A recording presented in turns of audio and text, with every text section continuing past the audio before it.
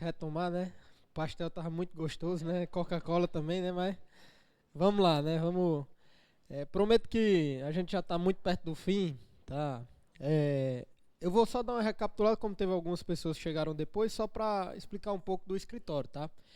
E me apresentar também, né? Eu me chamo Luiz, né? Luiz Felipe Fernandes. Eu sou sócio da CI Investimentos e head de pessoa jurídica, então eu fico à frente de toda a assessoria pessoa jurídica do escritório.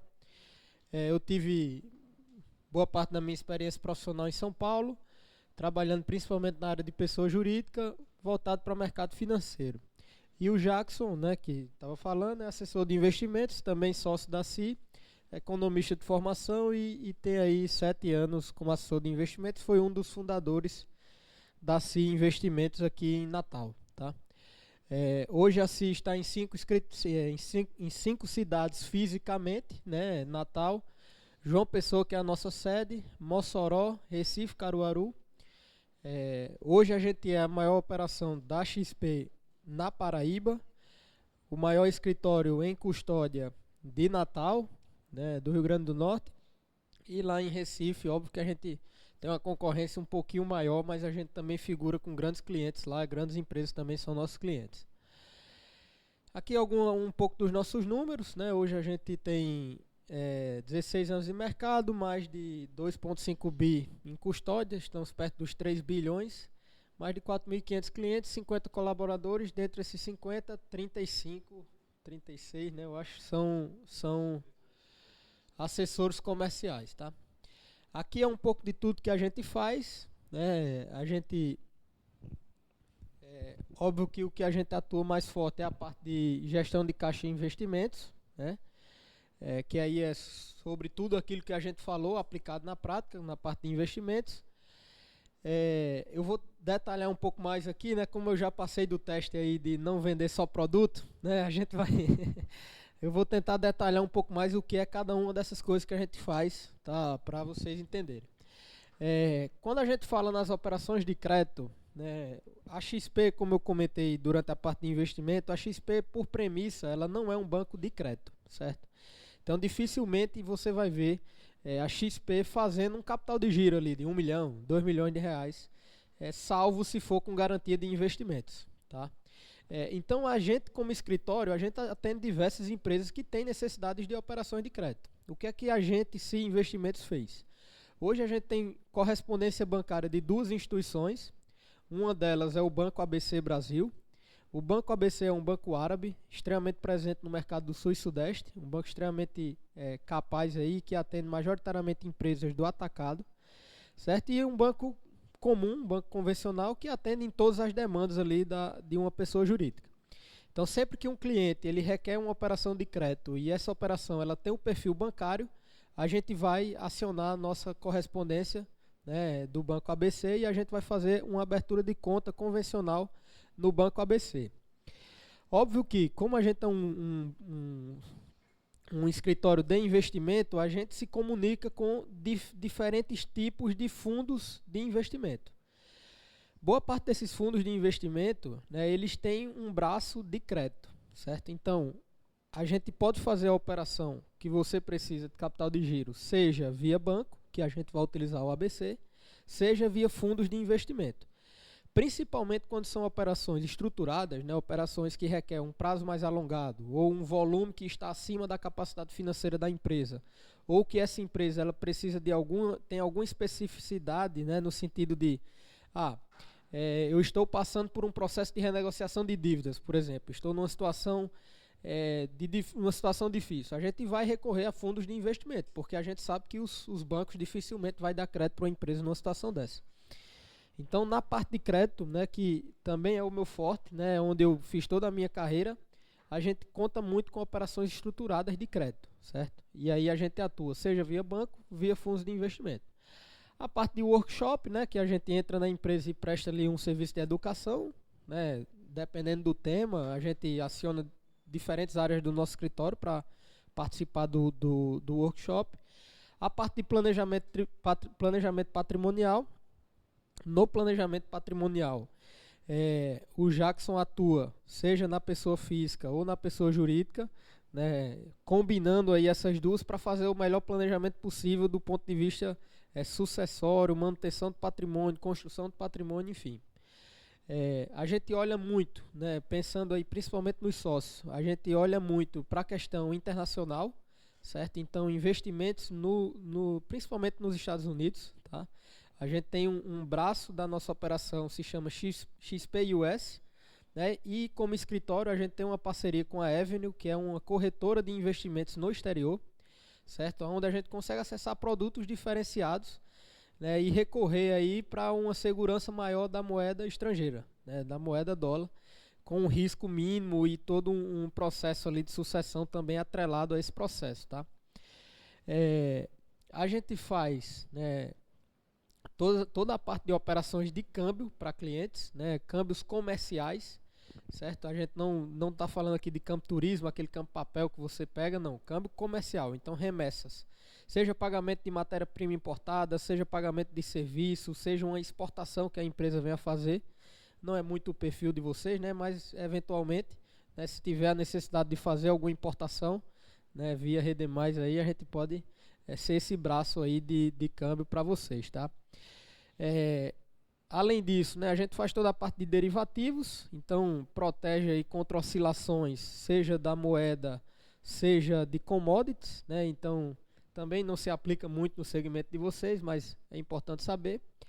A parte de consórcios e financiamentos, né? Na parte de financiamento imobiliário, a XP hoje atua como um correspondente bancário nessa parte de financiamento com 4 instituições, Banco do Brasil, Daicoval, Banco do Brasil, Santander, Itaú e Bradesco. Desculpa, é Caixa, Itaú, Bradesco e Santander, isso. Na parte de financiamento imobiliário, tanto para pessoa física como para pessoa jurídica. Então, a gente cota essas 4 instituições ao mesmo tempo, oferece a melhor taxa para os nossos clientes, seja pessoa física ou pessoa jurídica, e aí o cliente segue o processo de contratação centralizado com a gente, mais o processo de contratação direto com a instituição credora, certo? A parte de consórcios, né? Como escritório hoje, a gente tem parceria com praticamente todas as maiores operações de consórcio do Brasil. A gente atua principalmente, né, na parte de estratégias de contemplação com lances mínimos, né? Isso é algo que a gente faz muito bem e se utiliza das diferentes características das administradoras.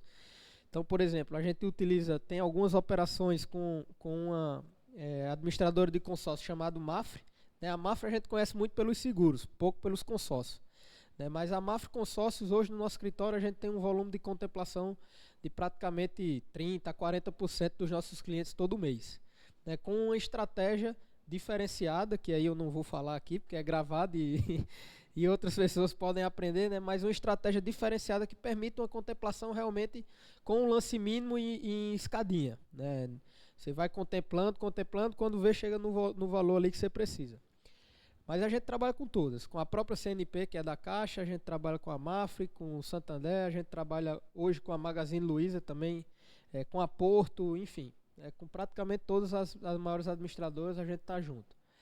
Na parte de M&A, né, que é fusão e aquisição de empresas, a gente atua de diferentes formas, né? A gente atua tanto naquele empresário que quer vender o seu negócio e a gente atua, né, como a gente chama, no sell side, né, prestando uma consultoria do ponto de vista de preparar a empresa e encontrar possíveis compradores, né, mas a gente também atua no buy side, na outra ponta, naquele empresário que quer comprar uma outra empresa e não tem ali uma assessoria adequada para fazer todo esse processo.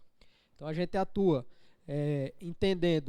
fazendo uma consultoria dentro da própria empresa dele, para posteriormente fazer todo o processo de diligência, análise e, se necessário, fazer um levantamento de recursos também para essa aquisição. Então a gente atua bem 360 nessa frente também. Na parte de energia, aí a gente fala no mercado livre de energia, certo? A gente não tem o papel de EPCista, né, de fazer instalações de placas solares, nada do tipo. A gente atua simplesmente no mercado livre, na distribuição de energia. Hoje a XP, junto com a Gerdau, ela montou uma joint venture com uma outra empresa do Rio Grande do Sul chamada New Wave.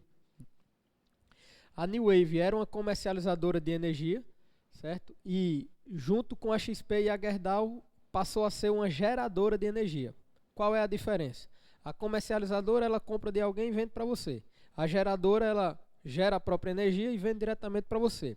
O nível de segurança, quando você fecha um contrato direto com a geradora, ele é muito maior do que quando você fecha um contrato direto com uma comercializadora.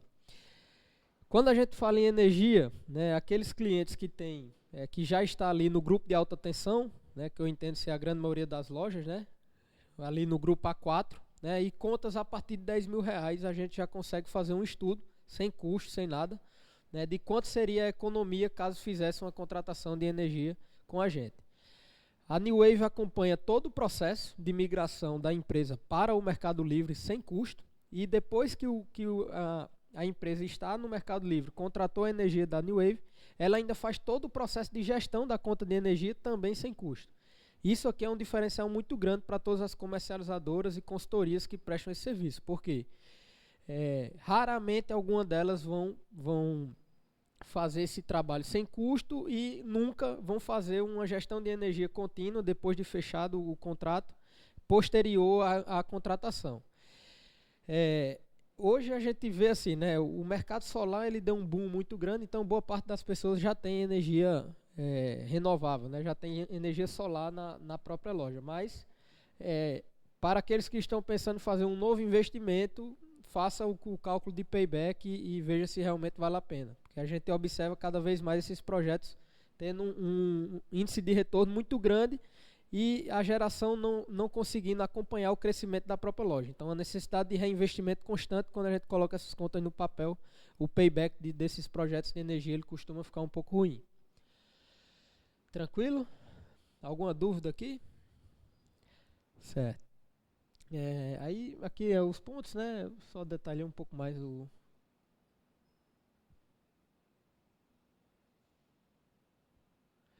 Pronto, aqui eu vou trazer duas operações de crédito, né, que a gente fez para empresas, né, que eu ao longo da minha trajetória fiz para empresas do segmento de supermercado.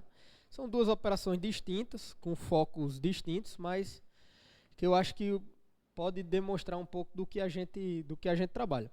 Óbvio que aqui é a operação de crédito estruturado, não é o que a gente observa no dia a dia. No dia a dia é aquele capitalzinho de giro, com garantia e tal, a gente faz isso também, mas como eu comentei, via instituições financeiras, seja um banco ou efetivamente um fundo de investimento. Tá? Nesse caso aqui, a gente tinha um cliente, certo? Esse cliente era uma rede de supermercado relativamente grande, e a gente montou para ele o próprio fundo de investimento dele.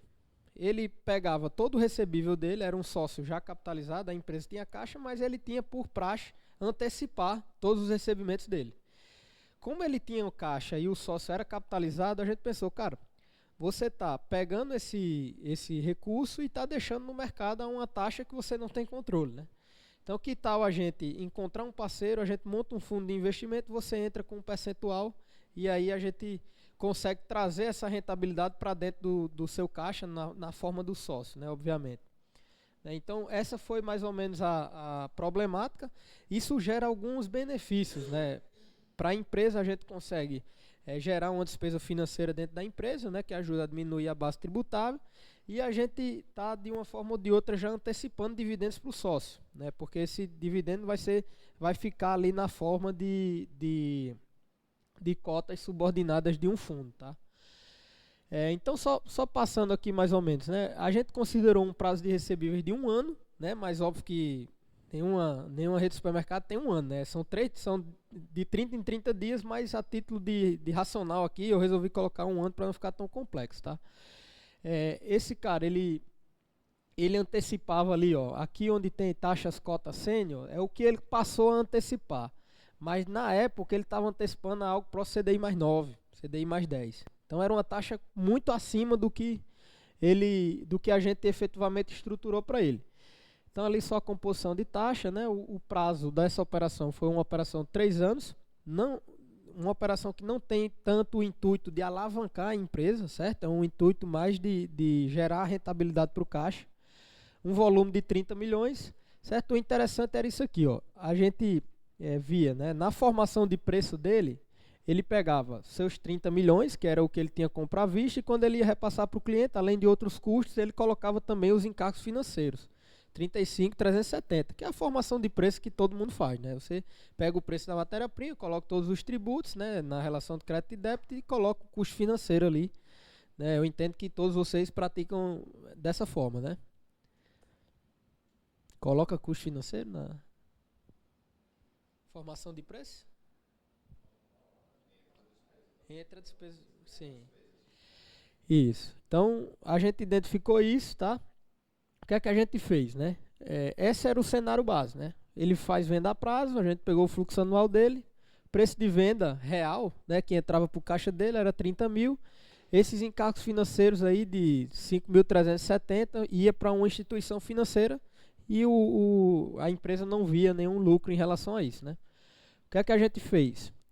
A gente estruturou aqui um fundo, né, e FDIC significa Fundos de Investimento de Direito Creditório. A gente estruturou um fundo onde um outro fundo investidor, né, uma outra empresa de investimento, né, ela comprou cotas sênior desse fundo, ou seja, ela é quem recebe primeiro, e o sócio comprou cotas subordinadas, ou seja, se der algum prejuízo na operação, o primeiro a pagar ali seria o sócio. Essa relação foi 21 milhões de capital do fundo e 9 milhões de capital do próprio sócio, certo? Aqui a gente tem só uma demonstração de DRE, né? Na despesa financeira daqui, né, o supermercado disponibilizou 35 milhões em recebíveis, né, em papéis. O fundo deu os 30 milhões, que era o processo que ele iria fazer na instituição financeira, né, de toda forma. Gerou uma despesa financeira aqui no supermercado de 5.370 e na outra ponta o sócio passou a ser dono de uma cota de 9 mil reais aqui, né, na subordinada. Aí no vencimento dos recebíveis, né, como é que funciona? Aqui a gente fez um vencimento de 1 ano. Os clientes, né, que aí no caso seriam as adquirentes, no caso de vocês, né, que boa parte das vendas a prazo é cartão de crédito, né? Isso vai para uma conta escrow, né? Esses recebíveis eles são registrados, né? A gente consegue registrar os recebíveis de cartão. Esse valor ele vai voltar para o fundo volta a emprestar para o supermercado mediante nova entrada de recebíveis. Começa a acontecer um efeito de alavancagem. Por quê? Porque essa rentabilidade aqui, né, que passa a ser gerada, né? Por quê? Quando venceu 35 milhões, mas o fundo anteriormente tinha emprestado 30. Esses 5 milhões são rentabilidade. Então, esses 5 milhões é distribuído. 1.611.000 vai para o sócio, que tinha aquela cota subordinada, e os outros 3.759.000 vai para o fundo de investimento que aportou junto com o sócio. Então, é uma forma de você constituir uma própria instituição financeira para antecipar seus recebíveis, né? Óbvio, a gente precisa de um volume de operação que seja importante, né, para a gente conseguir diluir todos esses custos, mas é uma possibilidade aí de gerar uma rentabilidade com um negócio que, né, todo mundo faz, mas ninguém vê, né, o dinheiro, né? Alguma dúvida aqui? É interessante ou não?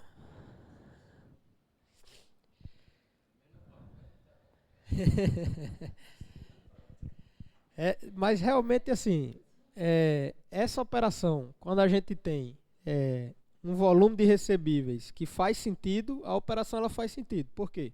Porque ela tem custos, né? Para você montar esse carinha aqui, né? Para você montar esse carinha aqui, ele tem custo. Então, se a gente está falando num volume de 5 milhões de reais, aí eu vou dizer para você, já adiantando, que não é interessante. Por quê? Não que não funcione, funciona. Mas os custos daquele carinha, quando você dilui ele em 5 milhões, ele fica muito expressivo. Então você termina boa parte da rentabilidade perdendo para o custo, certo? A partir ali de 15 milhões de reais já começa a fazer sentido. Já faz sentido. Sim. Aqui é uma operação estruturada, não tem intuito de alavancagem, certo? Aqui é uma outra operação que aí foi um case bem interessante que a gente fez para um cliente que ele tinha encontrado uma área numa outra cidade que ele queria fazer uma expansão. O terreneiro, né, o cara que tinha o terreno, ele não queria vender a área de jeito nenhum. E aí a solução encontrada entre eles, que é o que boa parte do mercado faz, é fazer um contrato atípico de 10 anos. Né? Aquele contrato lá que se romper, eu tenho que pagar todo o restante para frente, independente né, sem multa, nada. Né? Eu pago o valor integral do contrato. Só que aí eles tinham uma outra dificuldade. Né? O terreneiro ele também não tinha o dinheiro para fazer a construção. Né? E obviamente que o supermercado não queria investir num terreno que não era dele. Né? Então ficou esse impasse. Aí o que é que a gente fez? A gente propôs, cara, eu analisei o risco de crédito do supermercado, né? Aqui a gente fala no risco de crédito do supermercado. Esse cara ele tinha um porte considerável. Eu fiz, cara, então vamos fazer o seguinte: o dono lá do terreno ele aceita um valor menor, né? Ao invés dele receber lá seus 12, 13 milhões, ele recebeu um valor menor. Aceita, né? Porque aí foi uma conjuntura, a gente juntou todas as pontas, né? E aí a gente majorou o valor daquele contrato para que quando a gente fizesse uma operação de crédito, ele conseguisse receber o valor necessário para a obra. Então, deixa eu só tentar explicar melhor, certo? Era uma operação, um contrato de aluguel de 10 anos, o valor desse contrato, originalmente, ele não era 10 milhões, não era 20 milhões.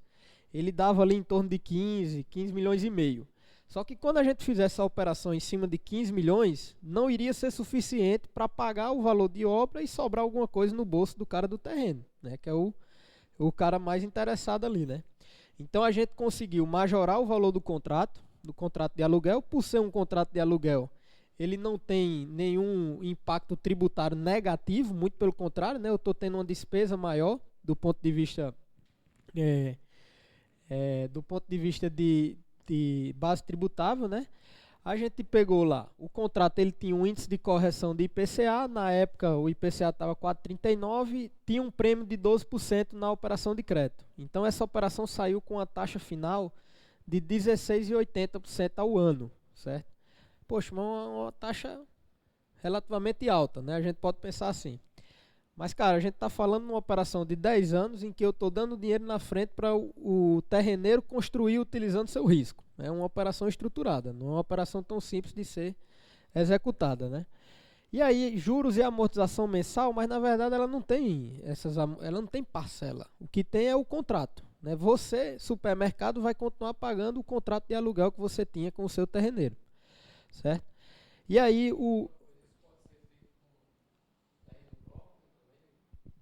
com terreno próprio a gente pode fazer, mas é uma operação diferente. É um sale-leaseback que chama. Não é um build to suit. Mas que dá para fazer também igual.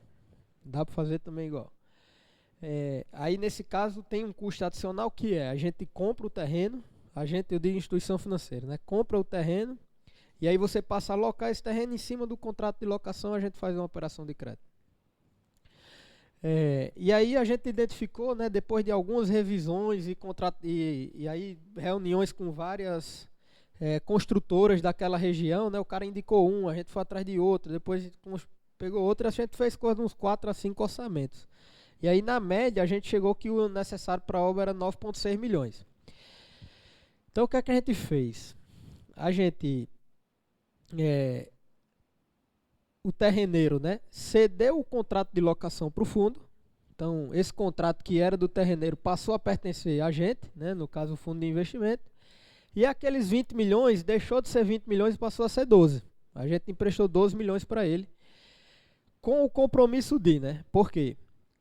Com o compromisso de a gente liberar, não de forma integral, mas liberar de acordo com o andamento de obra. Então, você vai iniciar a obra, a gente deu 30% para ele começar a obra. E à medida que tinha o planejamento, o fluxo financeiro ali, físico-financeiro da obra, a gente ia liberando de forma adiantada, né? Não era reembolso, como faz a Caixa, por exemplo, era de forma adiantada. Né? Então, com essa solução, a gente conseguiu resolver a situação do supermercado, que queria entrar na região e não conseguia, e conseguiu ainda gerar um ganho aqui para o terreneiro que ficou aí em torno de 2 milhões, 2 milhões e 400, que era a diferença entre o que a gente adiantou e o que ele efetivamente gastou de obra, né, que era os 9 milhões e 600. E para o supermercado, nada muda, né? Eu vou continuar pagando meu aluguel numa conta conjunta, esses aluguéis vão ser destinados para o fundo investidor e está tudo resolvido. Estou minha loja nova ali sem a necessidade de desembolsar nenhum valor. Essa é uma operação que assim, a gente vê bastante no segmento de supermercado e atacadista, né, principalmente. Porque sempre acontece de localizar uma área muito boa, mas ficar nesse impasse, né, de construção ou até mesmo já ter a área, né, como é o caso, e ter que fazer uma descapitalização muito grande. Então a gente pode eventualmente estruturar fazendo essa artimanha. No caso da operação que o senhor comentou, que o terreno é próprio, a gente faz a compra, como eu comentei, e no final do contrato a gente bota um direito de recompra de R$1, né? Uma opção de recompra de R$1 para você, que justamente é o valor do crédito ali, acrescido, né, de juros e tal. Então assim, é possível de fazer também e é algo que a gente tem bastante apetite para esse tipo de operação. Então é isso. Do ponto de vista de operações de crédito, eu trouxe essas duas, que foram 2 casos reais que eu participei de estruturação e que acho que têm objetivos distintos, né? A gente sempre acha que uma operação de crédito ela necessariamente é para alavancar a empresa, mas às vezes é só uma eficiência tributária ali que termina gerando um benefício importante aí para os sócios. Ok? Show. Alguma dúvida? A gente tem uma apresentação de seguros, né? Rapidinho aqui, só passar pela parte de seguros, que eu acho que pode ser algo interessante.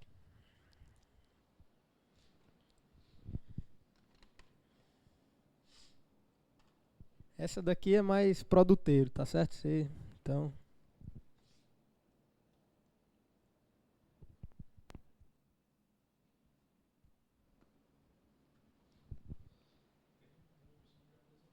sim, né? Não tá dando pra ver aqui.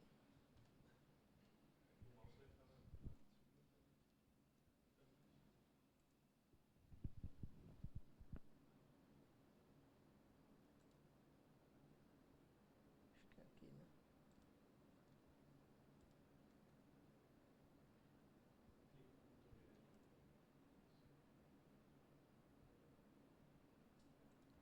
Deixa assim mesmo. A gente é jovem, mas não tão jovem assim, né? Percebe por essas coisas, né? Quando você tem um problema de tecnologia, é sinal que você está ficando velho, né? Então,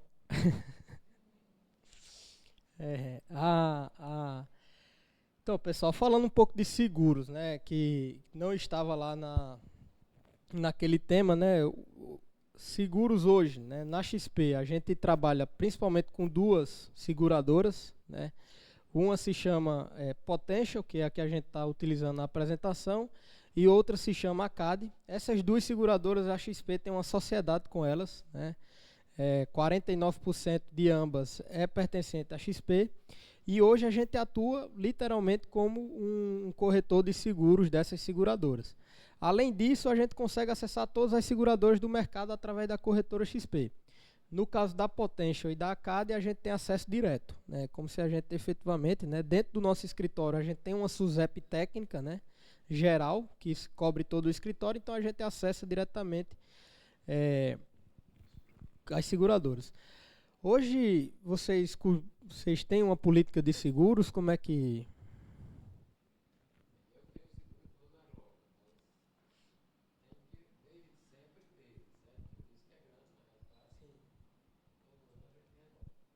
Entendi. Seguro de frota? Cada carro não tem um seguro autofrota geral da empresa? Sim. As colegas têm frota? Empresa, predial também? Entendi.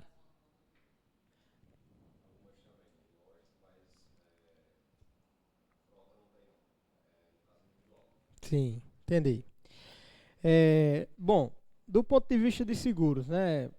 Lógico que aqui a gente tem um pouco comercial, né? Mas, assim, a Potential tem uma pegada muito diferente de algumas outras seguradoras, né? Muito por ter incorporado esse perfil XP, né? Então a gente tem uma lógica bem diferente assim de atuação, né? A gente não costuma olhar somente aquela apólice pontual, mas tentar gerar uma estratégia de seguros por trás do cliente, tá? Então, assim, quando a gente entra em qualquer cliente para entender, para fazer alguma cotação de seguros, eu sempre brinco que assim, a gente tem que desenvolver uma estratégia, uma política de seguros por trás. Né? Qual é essa estratégia? A primeira de todas é tentar mapear todas as apólices vigentes, né? E com valores e datas de vencimento e o que essas apólices cobrem. Boa parte das empresas, né, isso num número bem alto, né, ou a gente tem riscos em excesso sendo cobertos, né, então o mesmo risco sendo coberto por mais de uma apólice, né, ou a gente tem riscos em falta. Né. Por exemplo, a gente tem alguns profissionais que lidam ali com empilhadeiras, né, com aquele processo de empilhadeira e tal, principalmente nos atacados que tem um estoque vertical maior, né. A gente não tem um seguro de vida para esses funcionários, né, ou um seguro saúde para eles. Isso é um risco. Tá, nunca aconteceu um acidente, mas é um risco mensurável e que a gente identifica quando a gente faz essa estratégia de seguros, né, de tentar identificar todos os riscos. A gente, aqui em Natal, né, e teve recentemente em João Pessoa também, lá no Geisel, teve um supermercado que pegou fogo. Né. Aqui em Natal teve 2, foi o ano passado ou retrasado, não lembro. Foi. Em João Pessoa teve um agora que foi no Geisel também, um supermercado que tem algumas lojas e pegou fogo, né? E eu perguntei para ele se ele tinha seguro predial. Ele disse que não tinha nessa loja. É aquela coisa, né? O seguro a gente paga para não precisar e a gente precisa quando não tem, né? Sempre tem isso, né? Então, assim, sempre a gente tenta, entendendo toda essa conjuntura, a gente consegue negociar taxas mais atrativas e que às vezes você ter uma loja ou em outra não muda tanto de você ter em todas. Porque a gente faz uma apólice global e o seu risco até diminui. Porque a gente acha que quando coloca mais lojas o risco está aumentando, é o contrário. Porque o seu desvio padrão ele fica menor. Né? Você vai ter 6 lojas para uma dar problema, quando você tem 3 para uma dar problema. Né? Então, a gente costuma fazer toda essa estratégia e abraçar aí esses desafios. Né? Então, assim, aqui eu vou passar bem rápido, tá? Nossas análises de risco, elas passam, né, pelos principais fatores da empresa, né? Então, qual é a atividade, né? O tipo de contratação, o que eu falei agora há pouco, né? A análise de risco. Se a gente está falando em um único item, né, da empresa, a gente tem um risco maior, um risco de sinistro único, né? Quando a gente fala em vários itens, a gente consegue diluir esse risco numa apólice única. Então, isso facilita aí do ponto de vista de custo, né? A gente tem o empresarial, né, onde a gente vai olhar ali principalmente qual é a capacidade financeira, capacidade estrutural dos prédios, os sistemas de proteção, né, que é algo que às vezes a gente não faz e faz apenas um detalhe. Cara, ao invés de ter 3 extintores na loja, bota 5, a apólice diminui pela metade. Eu já vi isso acontecer. É um negócio interessante. Localização do risco e sinistralidade. Né? A gente tem, hoje, né, praticamente atua em todas as frentes. Né? Aqui tem um pouco das nossas atividades, isso aqui é interessante. Quais são, quando a gente faz um potential empresarial, né, um seguro mais global, quais são alguns riscos cobertos que normalmente outras seguradoras colocam como cláusula, como outras apólices, né? A gente consegue, por exemplo, pegar as despesas com instalação em novo local, então se eventualmente você teve algum problema no seu local e está indo para outro, esse clausulado beneficia aí nessas despesas.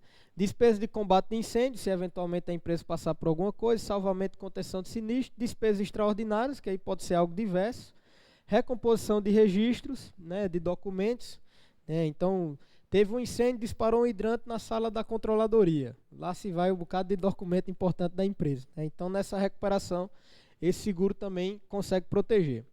Né, e as despesas com honorários de perito para ver tudo que aconteceu aí em relação a essa situação. Na nossa cobertura básica, isso eu estou falando de um modelo de seguro só, tá? Mas que abrange tudo isso, tá?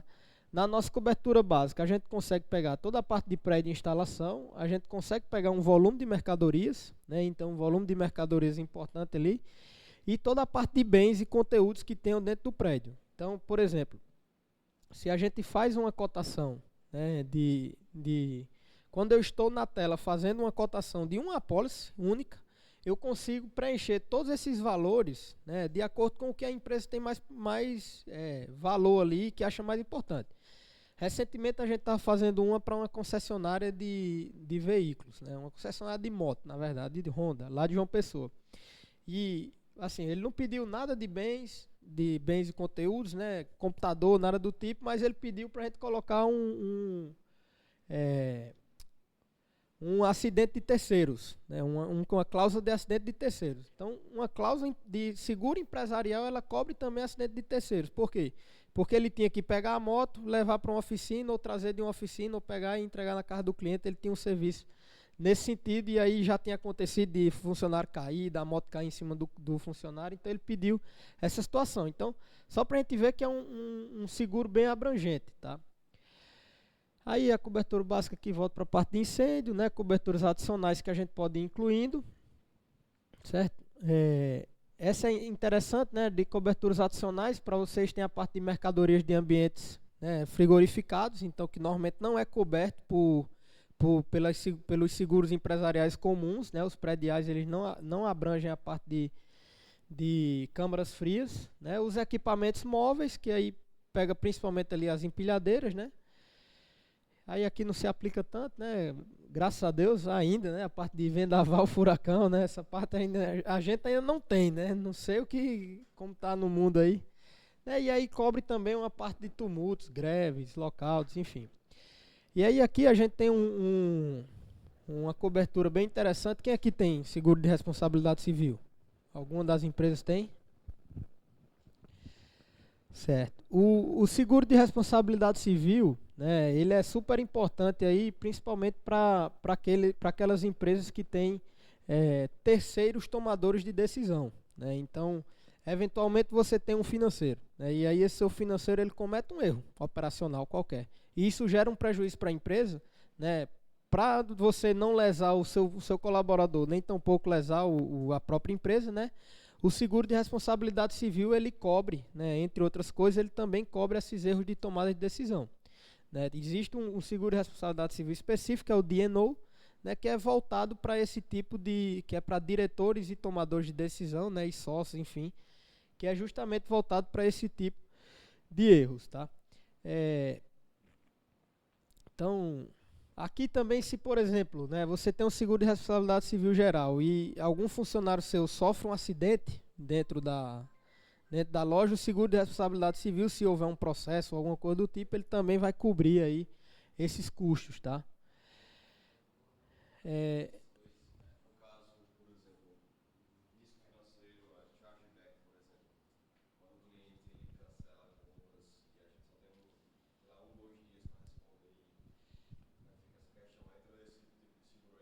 Não. Sim, aí.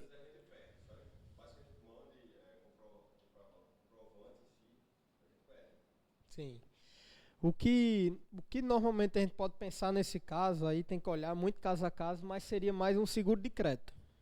Seguro de crédito mesmo. Ó, eu tenho aqui uma carteira de 100 milhões de reais, 50 milhões de reais, 15 milhões de reais e, cara, eu quero proteger essa carteira contra eventuais defaults. Seja adquirentes que não pagou, seja operações de chargeback, aí é uma cláusula, um seguro diferente, tá? Essa parte de D&O, responsabilidade civil, é mais voltada para coisas operacionais, né? Então, um acidente, uma tomada de decisão equivocada, alguma coisa do tipo. Certo? E aí, né, aqui na diferença de contratação, né, todo o nosso produto ele é 100% digital, né? Não tem a necessidade de análise e inspeção prévia, né? Que isso é super importante aqui no predial, né? Quem aqui já tentou contratar um predial e ele deu, rapaz, estou apanhando aqui, e ele deu que não passou na inspeção predial, né? Tem algumas situações porque isso acontece bastante, tá? Então é isso. O que eu acho de mais importante aí para falar nessa parte de seguros, né? Que isso é aqui no Nordeste, né, algo que ainda é muito comum, principalmente na parte de empresas, e que é uma prática, ao meu ver, equivocada, né? Normalmente as empresas têm um corretor de sua confiança, né? E todas as cotações vão para esse mesmo corretor, certo? Até aí não tem problema algum, né? Mas quando as seguradoras elas observam que quem faz as cotações é sempre a mesma pessoa, ela entende que não está tendo concorrência. Então os preços normalmente não são ajustados. Os preços são aqueles preços que sempre passam para o mesmo corretor e que você já está acostumado a tomar. O que as grandes empresas fazem em relação a seguros é criar um processo quase que de licitação privada. Você distribui. Quem aqui entende o carta de nomeação para seguradoras e corretoras? Nunca viu? Quando você vai fazer uma cotação de qualquer CNPJ numa seguradora X, você precisa de uma carta de nomeação daquele cliente, certo? Essa carta de nomeação diz que na seguradora Potential, por exemplo, somente o Luiz pode fazer cotações no seu CNPJ. Então, se você sempre cota com o mesmo corretor, ele tem todas as cartas de nomeação em todas as seguradoras, né, que ele trabalha. Lógico que deve ter outras que ele não trabalha. E aí você sempre recebe o mesmo preço, a mesma taxa, porque é o que a seguradora já sabe que você aceita de taxa. O que as grandes empresas fazem mas vai ser a mesma. Por quê? Porque ele já vai saber, se você já fechou alguma com ele, ele já vai saber que você fechou naquele preço. Então ela sabe que sua taxa é 0,8% ao ano para aquele valor segurado. Isso. O que a gente faz, o que a gente indica se você aciona diretamente seguradora, consulte várias. Se você aciona corretor, distribua cartas de nomeação em corretores diferentes. Então, pegue Porto, Potential, Acad e outro, distribua com a gente. Aí pegue Bradesco, BB Seguridade, enfim, outras, distribua com outro corretor. E coloque eles para fazer cotações. Daqui a 3, 6 meses, quando for renovar os meus seguros, você inverte as cartas de nomeações. A gente já conseguiu, num caso de clientes que seguiram essa dinâmica, a gente já conseguiu baixar custo de seguro pela metade. O cliente ele tinha um processo licitatório que ele cotava sempre seguro garantia para a licitação. E ele pagava sempre 1,2%, 1,3% do valor da apólice. E nunca tinha dado chance da gente entrar. Aí eu fiz uma outra reunião com ele, expliquei essa dinâmica e tal. Ele fez, rapaz, então foi o seguinte, ao invés de lidar, eu vou dar para outro corretor e vou mandar ele cotar na mesma seguradora que eu cotava antes. Baixou para 0,65 o valor do seguro garantia dele, na mesma seguradora que ele já tinha cotações anteriores. Por quê? Porque a seguradora entende que está tendo uma concorrência, que outro corretor está tentando entrar, então ela precisa baixar preço para continuar no mercado. Isso é uma política que praticamente todas as grandes empresas elas adotam, uma política de bid de seguros. Então é algo que eu aconselho também todos os meus clientes estarem fazendo e distribuir algumas cartas de nomeação com a gente, obviamente, também. Por quê? Mas aí eu acho que o senhor pode ficar fora dessa, né? Vamos para as outras. Sim. Mas e tem outra, né? Assim, o senhor está pagando um pouco mais caro, mas ela está ganhando mais também. Então tá tudo em casa, né? Não tem. Ela tá ficando feliz, o senhor também, né?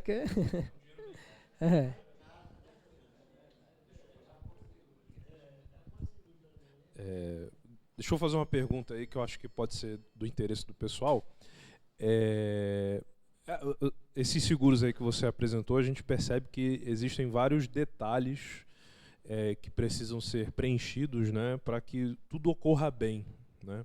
Você pode dar exemplos, não sei se você já passou por esse tipo de situação, em que houve complicação em chamar a seguradora, porque eventualmente a pessoa achou que ela estava fazendo uma coisa correta, mas não fez, e na hora de acionar ocorreu o sinistro, mas aí a pessoa não conseguiu a cobertura do seguro e tal. Dá para falar um pouco nesse sentido também? Eu acho que o exemplo mais clássico de acontecimentos desse tipo é quando acontece um incêndio, certo? Porque assim, a gente faz a contratação de um seguro predial que já tem uma cobertura por incêndio, mas a gente não olha nos detalhes, né? Eventualmente ele coloca lá, danos patrimoniais, R$ 2 milhões, mas na verdade sua estrutura vale 5. Danos a terceiros, ele coloca lá R$ 300 mil, mas na verdade o seu dano a terceiros, você pegar a quantidade de processo trabalhista que pode ter no caso de, né, um incêndio, numa situação infortúnia, acontecer de pessoas se machucarem, o risco é muito maior.